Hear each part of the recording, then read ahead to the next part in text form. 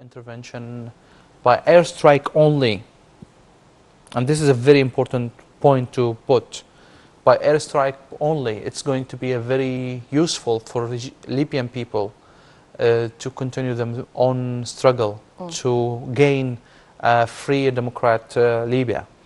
I know that it's a painful price to pay, but it seems that we came to an era that the Arab people should make a decision sometimes to pay a painful prices. Do you think the foreign intervention can happen in other countries in the Arab world? Any Arab state will use a massive power against civilians, putting themselves directly into a direct confrontation with the international community. And not only the international community is putting themselves directly with a direct confrontation with their own people. Not only the people, which mean the citizen of the states. Come on, here in Egypt, we are totally against Gaddafi. Maybe you are not happy with the airstrikes, but we also cannot find a very direct way to solve this kind of problem. And when we put ourselves in the shoes of the Libyan people, we think, okay, it's a fair game. Is it? North Africa is Europe's, this is from The Guardian of the United Kingdom, and this is the first time we see such statements by Britain against the US. Now, North Africa is Europe's problem, not Obama's. The EU, not America, must take the lead against Gaddafi. Committees are sometimes the fairest way to decide policy. Rarely, if ever, are they the most efficient as a system for conducting wars. Their shortcomings are obvious.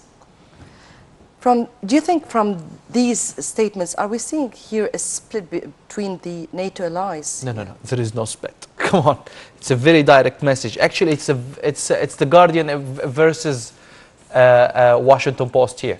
It's the Guardian says yes. The EU have to take the responsibility of our closest neighbors, not the United States. And in the United States, they asking Obama to put more pressure and to put a time schedule.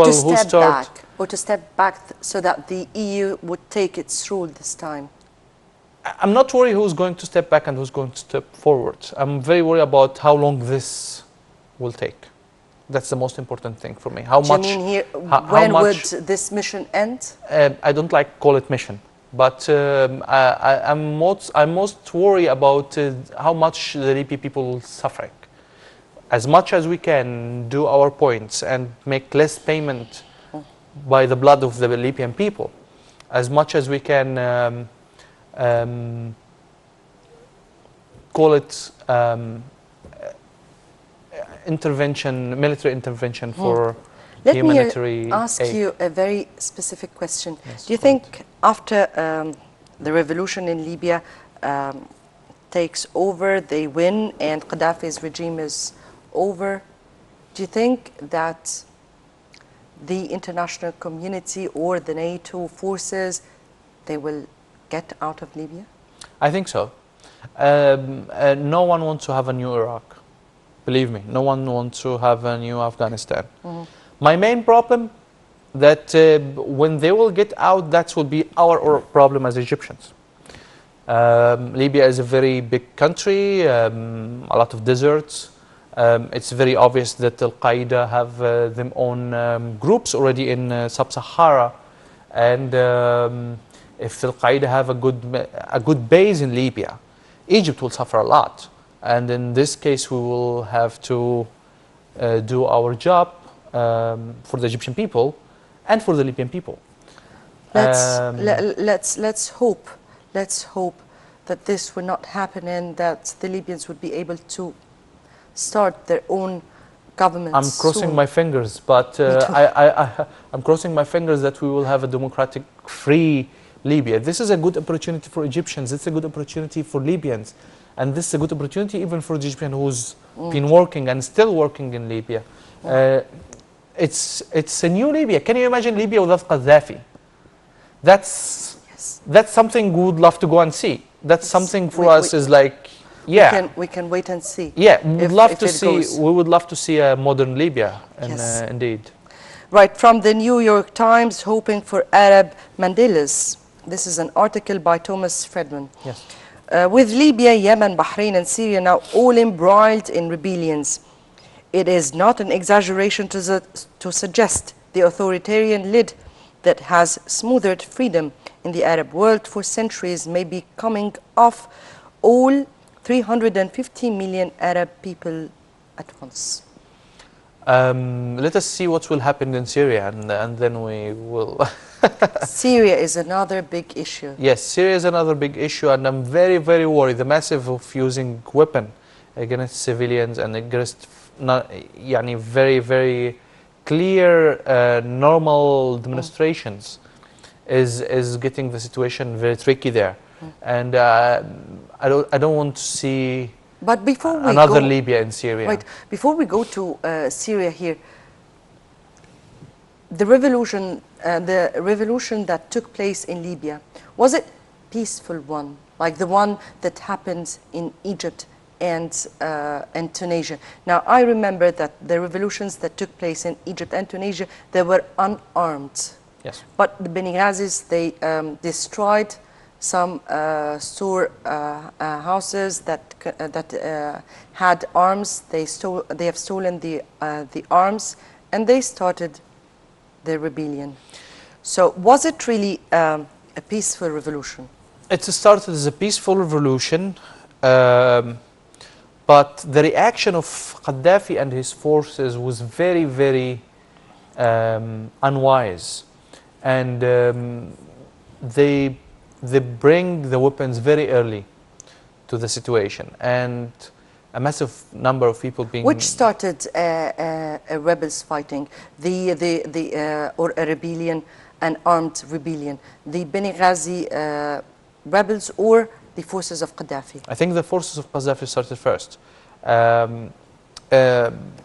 We saw this. We all saw this, but it's not easy. Especially when you have a lot of tribes in your country. It's not easy to accept inside your own tribe that people been dying just because they've been demonstrating against the regime or been demonstrating for asking for a specific political reform.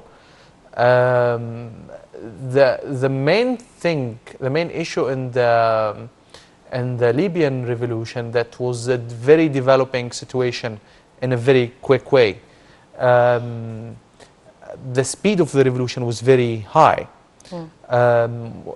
Even us as Egyptians, we thought that the Libyan will finish up the whole thing early. Yeah. But Gaddafi answered in a very violent way. We all remember his speech opening his green book or whatever, Constitution 1951, promising everybody doing anything in the world of death penalty.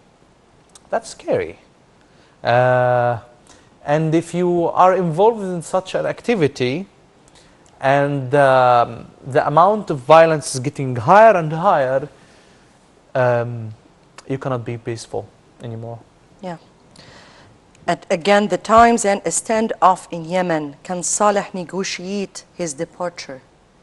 Now, calm and composed in a sharp suit and dark sunglasses, Yemen's embattled President Ali Abdullah Saleh took to the podium on Friday and before a massive crowd announced that people.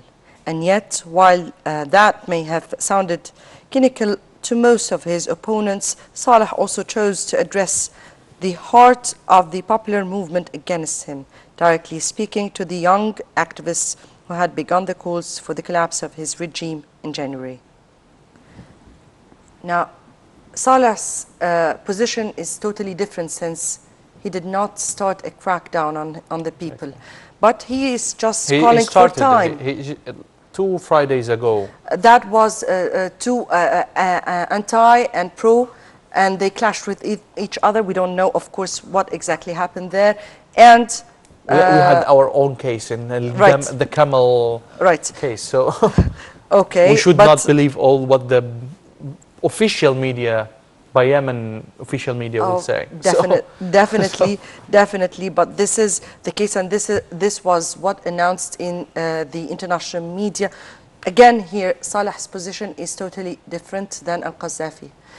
Saleh is calling for a handover to the power for the right people, and that he would end at the end of his term. So how do you view this? I think the end of his term is going to be very soon. This is not his call. And I think he's quite right. He's going to hand over the power to the right people, which is the Yemeni people. You cannot, I don't think that President Ali Abdullah Saleh is in the good position to make negotiation right now.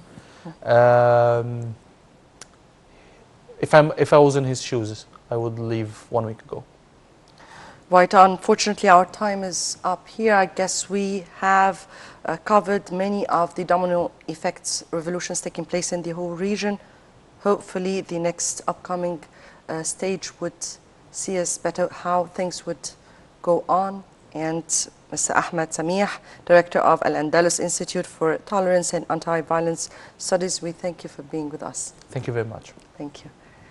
Dear viewers, many thanks for watching, and stay tuned for the daily debate coming right up after this.